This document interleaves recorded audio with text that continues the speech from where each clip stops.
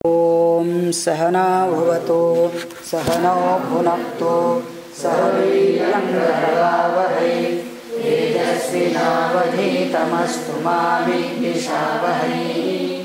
ओम शांति शांति शांतिः।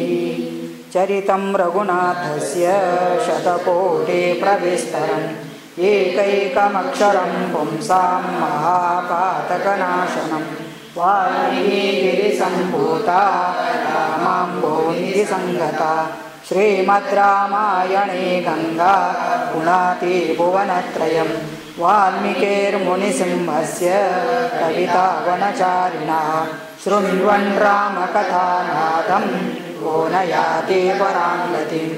जय जय रघुवीर समर्थ सियावर रामचंद्र भगवान की जय। अथ षट्त्रिंशः सर्गः 36।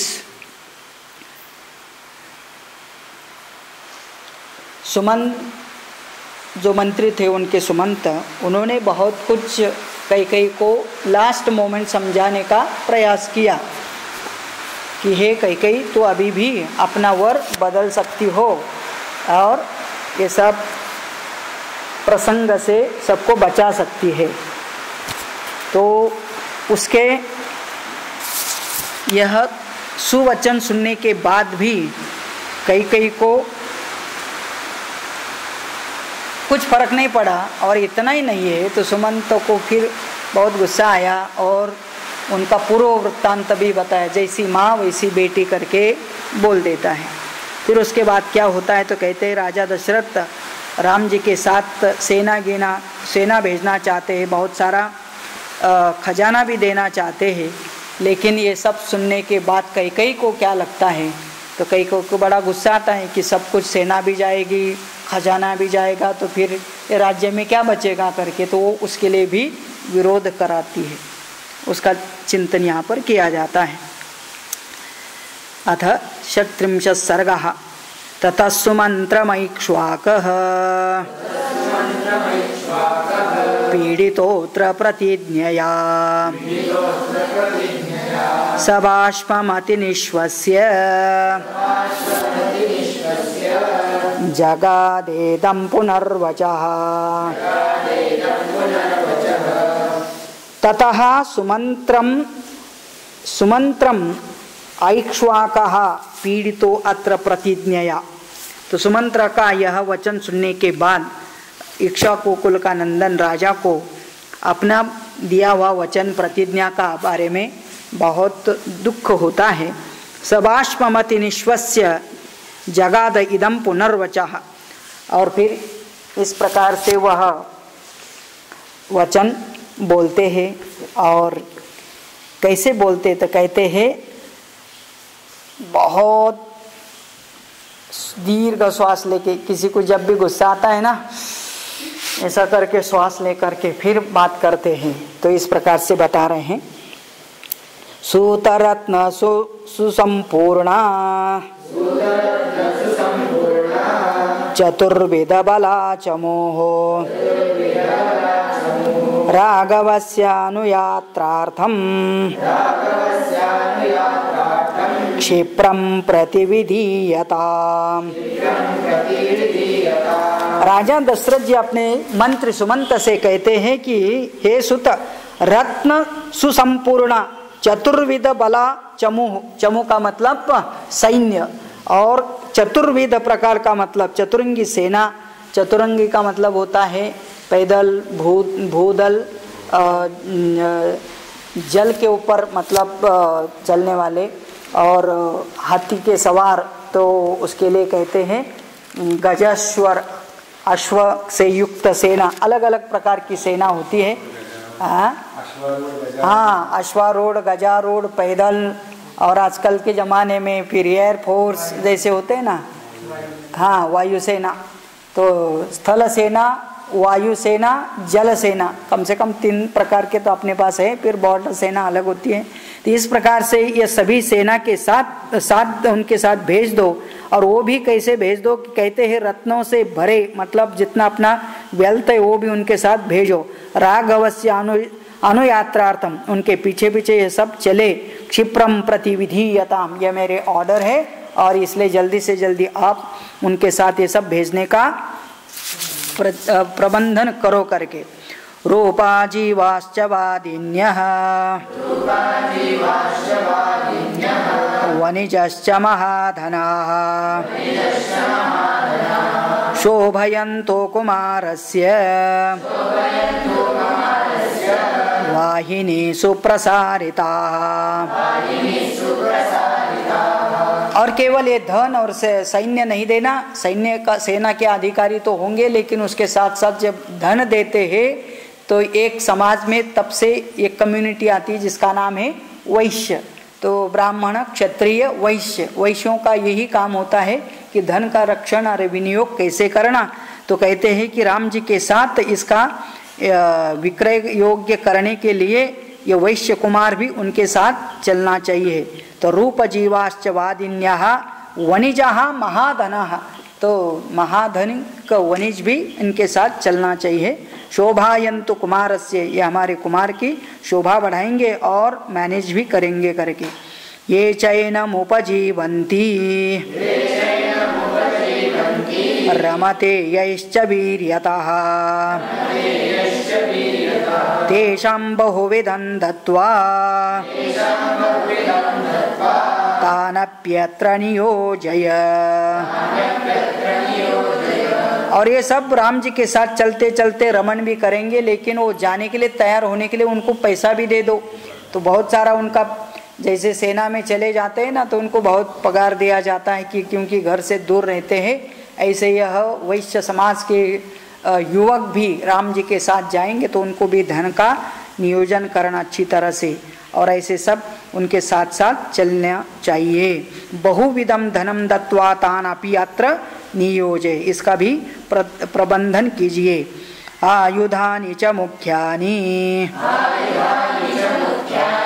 नागरा शकटानि च अनुगच्छन्तु काकुत्स्थं व्याधाश्चारणकोविदाः। और क्या क्या देना है उनके साथ? आयुधानी मुख्यानी नागराह, नगर के अच्छे जानकार नागरिक भी चले। शकटानी का मतलब शकट का मन छकड़ी बैलगाड़ी, वो भी उनके साथ भेज दो। बहुत सारे रथ दे दो। अनुगच्छन्तु काकुत्स्थं, श्री राम के पीछे पीछे चलने दो। लेकिन जंगल के बारे में जानने वाले व्याध भी उनके साथ भेजना। व्याधाश्च आरण्य को विदाह, अरण्य के बारे में कहाँ कहाँ क्या क्या है, गुफा है, पानी का कहाँ है, जंगली प्राणी कहाँ है, ये सब जानने वाले व्याध होते हैं। व्याध उस जमाने से ही उनको आज के ज़माने में भी वो जाति करीब करीब हम लोगों ने नष्ट कर दी है कि जो जंगल में रह के वो सब करने वाले थे, तो उनको भी उनके साथ भेज देना चाहिए करके। और निघ्नन् मृगान् कुञ्जरांश्च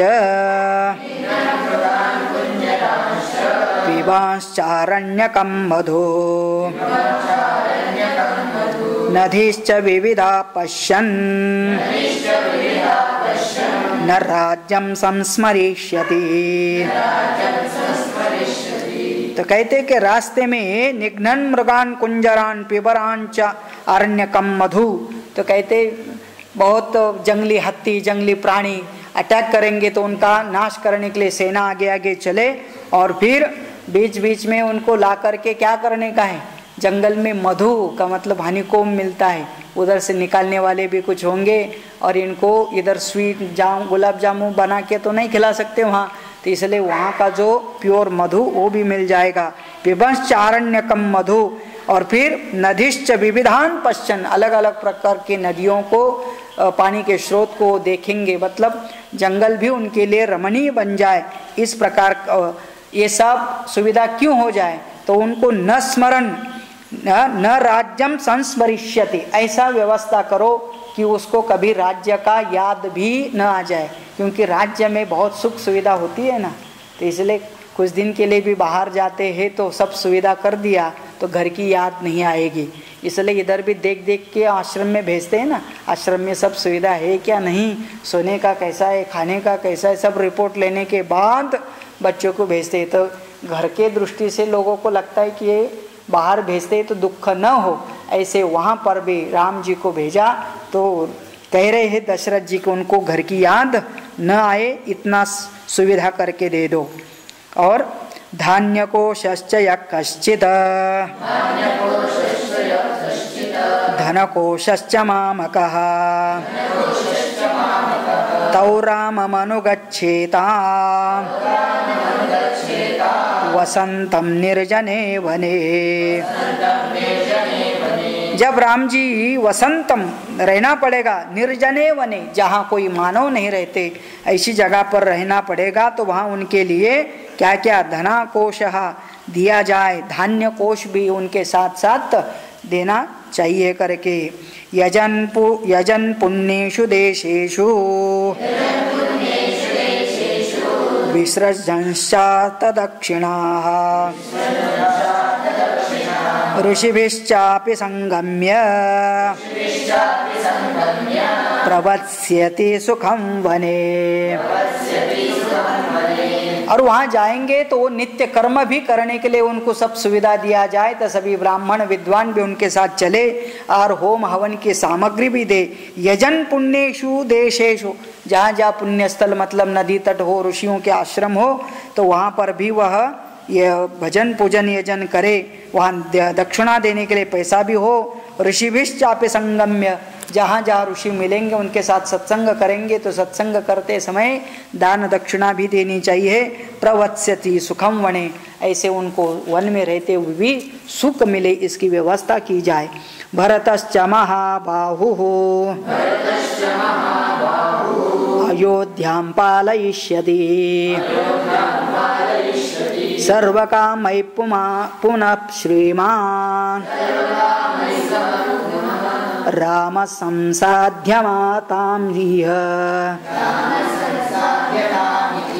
भरतः महाबाहु, महाबाहु भरत भी क्या करे, तो वो यहाँ का राज्य देखे। कहाँ? अयोध्यां पालयिष्यति, तो मतलब कैकेयी की इच्छा भी पूरी होती है कि भरत को राजा बना दिया जाए, तो वो राजा भी बन जाएंगे और यहाँ का पालन करेंगे। सर्व काम ही पुनः श्रीमान राम संसाध्यताम, और फिर राम को भी जो भोग्य पदार्थ चाहिए वहाँ वो भी उसको मिल जाए, भरत को भी राज्य मिल जाए।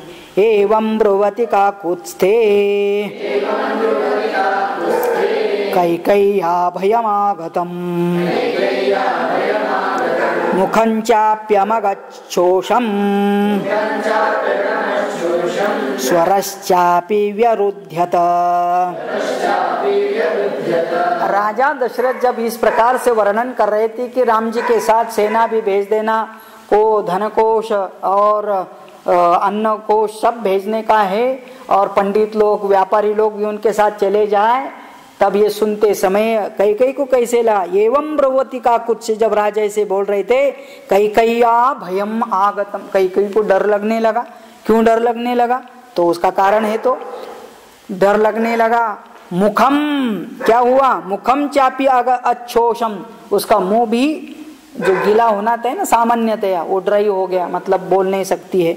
और स्वरश्चापी व्यरुद्ध, तो कुछ बोलने जाती है तो कंठ भी अवरोध हो जाता है, क्योंकि ये सब कुछ भेज देने के बाद इधर क्या बचेगा अयोध्या में। सा विषन्ना च संत्रस्ता मुखेन परिशुष्यता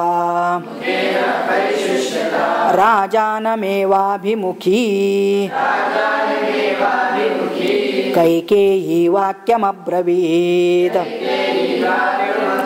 सा विषण्ण, मन में दुख, संत्रस्ता, बहुत अंदर से त्रस्त हो जाती है, मुख परिशुष्यता, उसका मुंह बोल नहीं सकती है, परिशोषण हो गया, फिर भी राजा के सामने खड़ी रह करके वाक्यम इदम अब्रवीत, अगला श्लोक में वो कुछ कहती है। क्या कहती है? राज्यम धनगतम साधो पीतमंडाम सुरामिव निरास्वाद्यतमं शून्यम भरतो नाभिप्सते। हाँ, कहती है कि राज्य धनगतम साधो, तो जब हे राज महाराजा जब धन के साथ राम जी को वन में भेज देंगे तो पीतमंडाम सुरामी इव, तो कहते हैं कि आस्वाद रहित तो सुरा जैसे कोई सेवन नहीं करता है, क्योंकि उसकी मलाई निकाल लिया और बाकी जो बचा है मलाई निकाल लेते हैं ना, जैसे ताक से, ताक का मतलब छाछ से लोनी निकाल लिया और तो क्या बच जाता है पीछे, तो खाली पानी पानी रह जाता है। तो ऐसा ये सब उसके साथ भेज दिया जाए तो अयोध्या में क्या बचेगा करके, निरास्वाद्यतम शून्यम भरतो न अभिप्सते, ऐसा स्वाद रहित चीज मतलब सब निकाल लिया है खाली अयोध्या के लेकर के, यह भरत क्या करेगा इसका करके कैकेयी अपने पुत्र के लिए यह वकील की कर रही है उनके सामने। कैकेय्याम मुक्त लज्जायाम वदन्त्यामभिता तुर्णीं मतिदारुणं राजा दशरथो वाक्यम् उवाच यतलोचनाम्।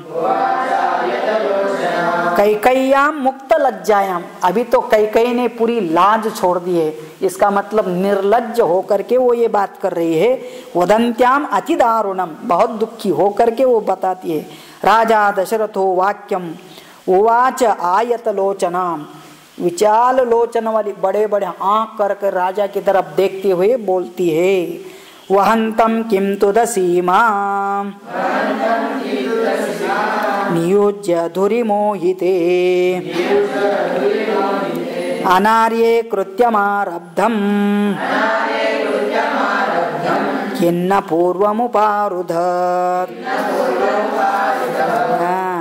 वहंतम किम तुदसीमाम, जब अभी राजा कह रहे तुमने जो बोला था वो हमने किया, राम को वनवास भेज रहे और भरत को राज्य दे रहे, लेकिन अभी क्यों चिल्ला रही हो? तुमने तो वर के रूप में ये तो नहीं बोला कि राम जी के साथ कुछ देना क्या नहीं है करके, तुमने इतना ही बोला राम जी को वन में भेज दो और भरत को राज्य दे दो, तो हमने तो उधर दे रही है, लेकिन उसके साथ ये भेज रहे। तो वहंतम किम तुदसीमाम, अभी तो क्यों मुझे तकलीफ दे रही हो? नियोज्य धुरी मोहिते, हे अनार्य, आर्य का मतलब जंटल, अनार्य का मतलब ये जो जंटल नहीं है मतलब क्रूर। कृत्यमारब्धम किम न पूर्वम उपारुध्य, तो पहले ही बोलना था ना कि उसके साथ कुछ भी भेजने का नहीं है करके।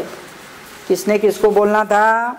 कैकेयी ने राजा दशरथ को बोलना था कि बिना कोई सहायता उसको भेजना चाहिए, ना सेना भेजी जाएगी, ना धान्य दिया जाएगा, ना पैसा दिया जाएगा, ऐसा तो तुमने बोला नहीं है। इसलिए कहते हैं तस्येतत् क्रोध संयुक्तम् उक्तं श्रुत्वा वरांगना कैकेयी द्विगुणं क्रुद्धा राजानमिदमब्रवीत्। जब राजा ने ऐसे बोला, तुमने कब पूछा था कि उसको ये धन धान्य नहीं देना उसके साथ, तो उसको ये सुनकर के बहुत क्रोध आता है। कितना क्रोध? द्विगुणित, पहले जितना था पहले ही वो गला सूख रहा था, अंदर से तकलीफ हो रही थी, बोल नहीं सक रही थी, उसका डबल क्रोध हो गया अभी। तो कैकेयी द्विगुणम क्रुद्धा राजानम इदम अब्रवीत्, ऐसे बोलती है। तवैव वंशे सगरः ज्येष्ठपुत्रमुपारुध्यत् असमंज इति ख्यातम् तथा यं गन्तुमर्हति। तो पहले वाली कथा याद दिलाती है, वो सब हिस्ट्री भी पढ़ के रखी है अपने घर की या वंश की। तो कहते हैं तुम्हारे यहाँ राजा सगर का एक पुत्र था जिसका नाम था असमंजस, उसका नाम ही असमंजस था, अनफिट इसका मतलब, समंजस मतलब समझदार, असमंजस मतलब ना समझ था। और वो ना समझ कैसे ना समझता, आगे कथा बताती है, छोटे छोटे बच्चे उसको दिखाई देते थे, पकड़ के पानी में फेंक देना, और वो बेचारे कैसे तड़प तड़प के मरते थे, तो इसको बड़ा आनंद आता था, देखो कैसे मरते करके। ऐसा असमंजस था। जब लोगों ने उसके बारे में कंप्लेन किया तब उसको घर से बेदखल करके जंगल में भेज दिया था। किसने? किसको? राजा सगर ने। ये कौन थे? ये दशरथ के पूर्वज थे। तो कहते हैं कि पूर्वज पहले भी ऐसे अपने ज्येष्ठ पुत्र को उसने जंगल में भेज दिया था और कुछ नहीं दिया था, ऐसे ही इसको भी भेजना चाहिए। तब वंश सगरः ज्येष्ठ पुत्रम उपारुधत असमंजनीति ख्यातम, ये ख्याति मतलब ये तो कथा है तुम्हारे इसकी। तथायम गंतुमर्हति, उसी प्रकार इसको भी निकाल देना चाहिए करके राम जी को ऐसे कई कई बड़े क्रोध से राजा दशरथ से कहते। एवं युक्तोऽधिगत्येव राजा दशरथो ब्रवीद व्रीडितश्च जनः सर्वः सा च तन्नावबुध्यत। एवं मुक्तः, राजा को जब कई कई ऐसी बोलती है तो राजा को भी बहुत और दुख होता है। कहते धिक गता एव, धिक इत्येव राजा दशरथो ब्रवीत, धिक्कार हो तुम्हें है कई कई। व्रीडितश्च जनाः सर्वः, मेरे साथ साथ सभी लोग जो सुन रहे हैं उनको भी ये तुम्हारा वचन सुन करके बहुत दुख होता है। और कैसी तू बिना सोच वाली है करके बोलते हैं। तत्र वृद्धो महामात्रः सिद्धार्थो नाम नामतः शुचिर्बहुमतो राज्ञः कैकेयीमिदमब्रवीत्।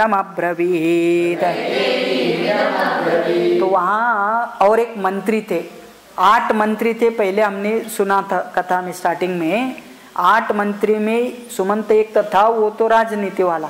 उसमें और एक मंत्री था कि वो नीति में बहुत अच्छी तरह से जानता था, उसका नाम सिद्धार्थ था। तो सिद्धार्थ महामंत्री बोलते हैं कैकेयी को, क्योंकि वो बहुत शुद्ध मन वाला था और उसको राजा भी बहुत आदर देते थे। और शुचि ही बहुमतः राज्ञः, राजा के लिए बहुत आदरणीय था। वो कैकेयीम इदम अब्रवीत, कैकेयी को इस प्रकार से कहते हैं, मतलब डोंट कंपेयर दे असमंजस और श्री राम, इनके बीच का फर्क क्या है वो बताते हैं। असमंजो गृहीत्वा तु क्रीडत पथिदारकान् सरय्यां प्रक्षिपन्नप्सु रमते तेन दुर्मतिः। वो याद दिलाते हैं सिद्धार्थ कि कहते हैं कि वो असमंजस कैसा था, वो दुर्मति था, दुष्टमति वाला था। क्योंकि क्या करता था वो, गृहीत्वा तो क्रीडन पथि दारकान, दारकान मतलब छोटे छोटे बच्चे, वो क्रीडता खेलते थे। तो वहां से क्या करता था ये, गृहीत्वा उनको पकड़ के सरव्याम प्रक्षिपन अपसु, सरयू के पानी में उसको फेंकता था। और रमते ते न दुर्मति, वो बेचारे बच्चे कैसे तड़प तड़प के मरते, वो देख करके इसको खुशी होती थी, आनंद आता था। इतना भी दुष्ट होता है आदमी करके क्या ये नहीं सोचना कि इतना भी दुष्ट हो सकता है, कि आज भी होता है। आज एक पेपर में आया या और कहीं पर उसका फोटो दिया या व्हाट्सएप पर, एक छोटा सा बच्चा पकड़ करके मार दिया गया। तो क्या ये कोल्हापुर में एक इधर तो क्या है, तो इसका नरबलि दिया होगा। लोग कोई मांत्रिक तांत्रिक बोलते हैं कि किसी मनुष्य को, किसी देवता को मार के अर्पण करो तो आपको बहुत धन प्राप्ति होगी करके। आज इस युग में भी, इतना पढ़े लिखे युग में भी लोग ऐसे इसमें विश्वास भी करते हैं और इस प्रकार के आचरण करते हैं। तो समझ लो ये कई पीढ़ियों से पहले जंगली जैसे ही थे लोग, तो उसमें से एक आधा ऐसा होता ही है। और कहते तो वो ऐसा था, लेकिन राम का उसके साथ कैसे तुम कंपैरिजन करते हो। तम दृष्ट्वा नागरा सर्वे क्रुद्धा राजनमब्रुवन् असमंजं वृणीष्वेकम् अस्मान् वा राष्ट्रवर्धनः। तम दृष्ट्वा नागराः, तम दृष्ट्वा, तम मतलब उसको, किसको, असमंजस को देखकर सभी नागरिक लोग बहुत कोपित क्रुद्धित होते हैं और वो राजा के पास जाते हैं। और जब राजा के पास जाते हैं तो असमंजम वृष्णीषु एकम अस्माकम वा राष्ट्रवर्धना, लेकिन जब इसको देखते, किसको, राम जी को देखो, तो राम जी तो हमारे राष्ट्र का गौरव बढ़ाने वाले हैं करके इसका और उसका तुम कंपैरिजन मत करो। तानुवाच ततो राजा किम निमित्तमिदमयम् यश्च ताश्चापि राज्ञा संपृष्टा वाक्यं प्रकृतयो ब्रुवन्।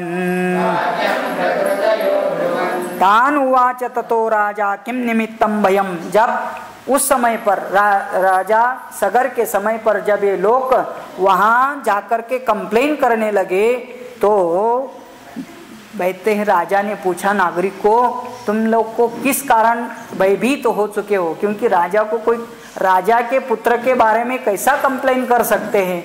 बहुत सारे लोग अपने पुत्र के बारे में कोई कंप्लेन सुनना नहीं चाहते, क्योंकि सबको अपना अपना तो क्या बोला जाता है, अपना तो बाळ्या है ना, मराठीत म्हणतात की नाही, माझा तो बाळ्या तुमचं ते कार्टव, हाँ आपला तो सोन्या।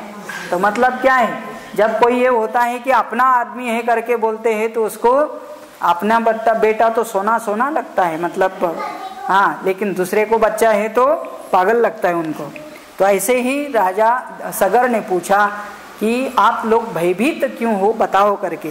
तो तब सभी लोगों को पूछने के बाद सभी लोग बोलते हैं आपका पुत्र कैसा है करके, तो वो रिपीट करते हैं क्रीडस्त्वेषन पुत्रान्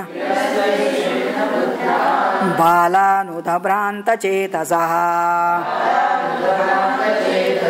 सरव्यां प्रक्षिपन् मौख्यात् अतुलां प्रीतिमश्नुते। आपका पुत्र, राजा का पुत्र असमंजस ये क्या करता है, जब हमारे बच्चे वहां खेलते हैं तो पुत्रान बालान भ्रांत चेतसा, ये पागल आपका पुत्र ये बच्चों को पकड़ करके सरव्याम प्रक्षिपण, सरयू के पानी में फेंकता है, और क्या करता है मौर्ख्यात, उसकी मूर्खता के कारण, और बच्चे जब गिर जाते हैं और बहुत तिल मिलाते हैं, वो देख करके जब बच्चे मरते तो इसको आनंद आता है, इसे प्रीतिम अश्नुते, उसको बड़ा खुशी होता है करके।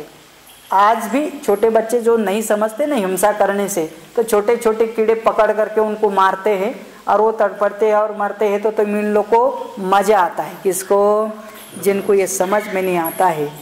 तो बड़ा होने के बाद आदमी की सेंसिटिविटी बढ़नी चाहिए। जैसे अपने को पिंच करने से दुख होता है, तो ऐसा ही दुख हर किसी प्राणी को भी होता है, लेकिन उतना बड़ा वो राजा का पुत्र, लेकिन उसको तो समझ में नहीं आता था, दूसरे के बच्चे पानी में फेंक करके मरते तो इसको खुशी होती थी। तब ये सुन करके राजा सगर को क्या लगता है, सतासां वचनं श्रुत्वा प्रकृतीनां नराधिपः तं तत्याजाहितं पुत्रं तासां प्रियचिकीर्षया। ऐसे अहित करने, अपने ही नागरिकों का अहित करने वाले उस पुत्र को राजा सगर ने उसी समय पर त्यागने का संकल्प कर दिया। यम यानम शीघ्रमारोप्य सभार्यं सपरिच्छेदम् यावज्जीवं विवस्यासः अयमिति तान् वशात् पिता। तम यानम शीघ्रम आरोप्य, उसको रथ पर बिठा दिया। कैसे बिठा दिया, सभार्यम, उसका शादी भी हुआ था, उसके साथ उसके बच्चों के साथ उसको बिठा करके यावत जीवन, पूरे जीवन के लिए, आजीवन के लिए उसको कहाँ भेज दिया, वनम में। विवस्य अयम इति तान् वशात् पिता, तो क्योंकि जब प्रजा को उसके कारण दुख होता है तो ऐसे पुत्र का भी उन्होंने त्याग कर दिया। सफाल पिटकम गृह्य गिरे दुर्गाण्यलोकयत् दिशः सर्वास्त्वनुचरन् स यथा पापकर्म कृत सह फाल पिटकम गृह्य गिरि दुर्गाणी अलोकयेत। जब जंगल में छोड़ के आए तो उसने को अभी क्या हुआ, राज्य छोड़ करके उसको जंगल में रहना पड़ा, और वो भी कैसी जगह पर, स्वयं गुफा देखना पड़ी, गुफा में अपना जगह बनाना पड़ा।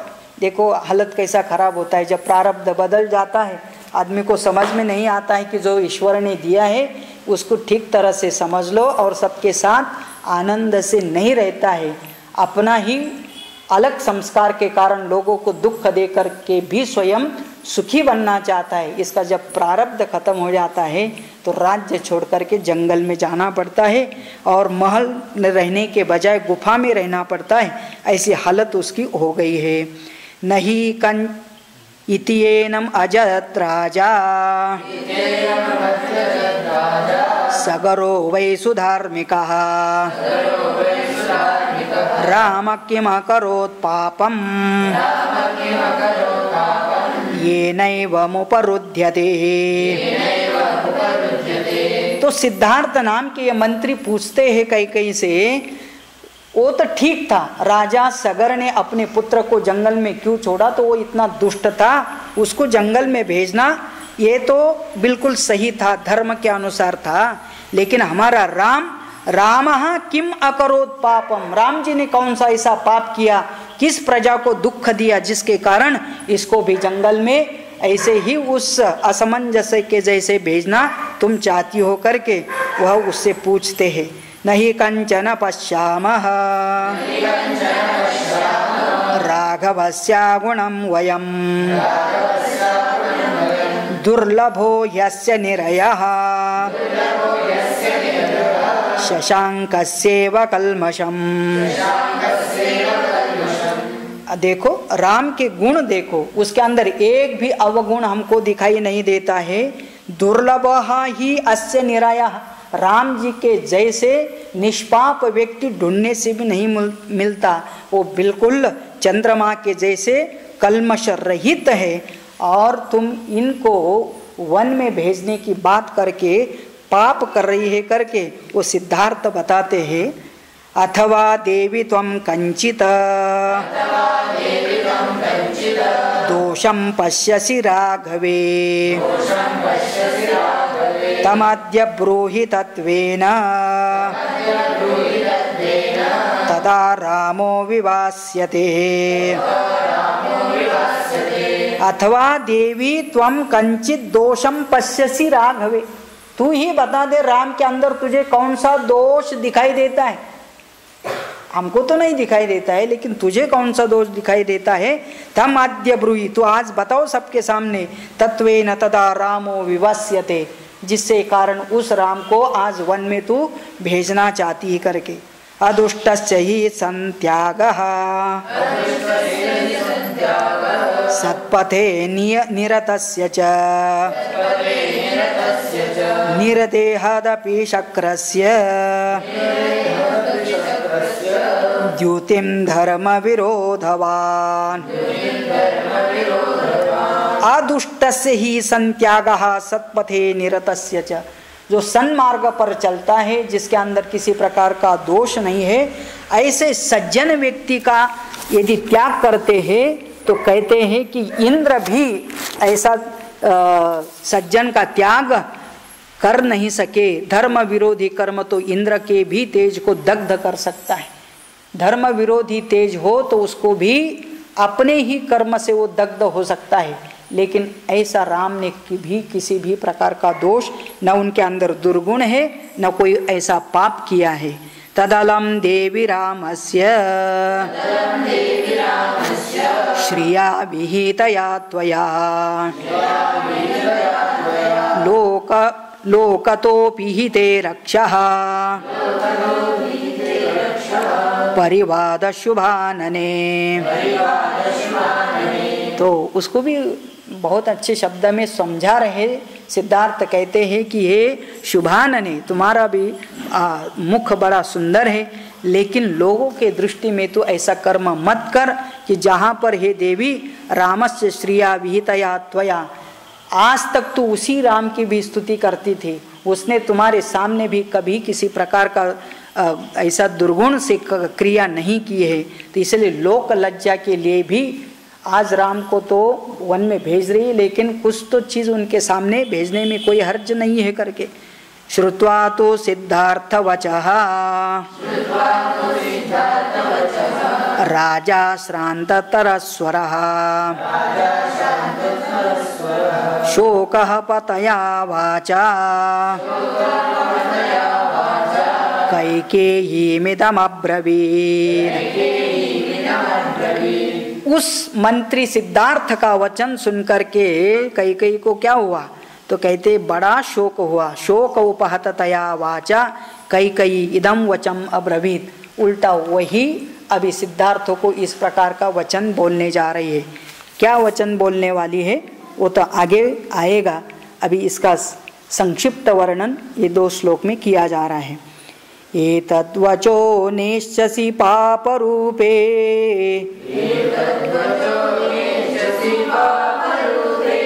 हितन्न जानासि ममात्मनोऽथवा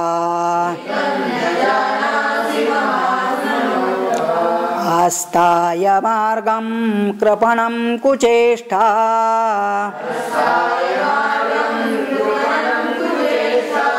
चेष्टा हि ते साधुपथापतेता।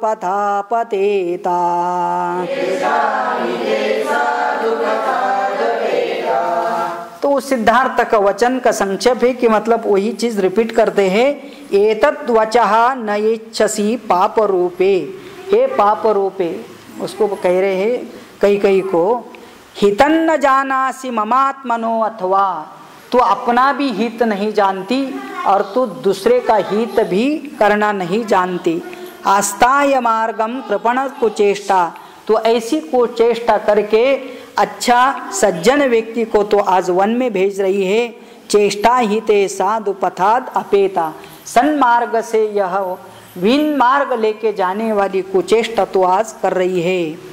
अनुप्रवर्जिष्याम्यहमद्य रामं राज्यं परित्यज्य सुकन्धनं च सर्वे च राज्ञा भरतेन च त्वं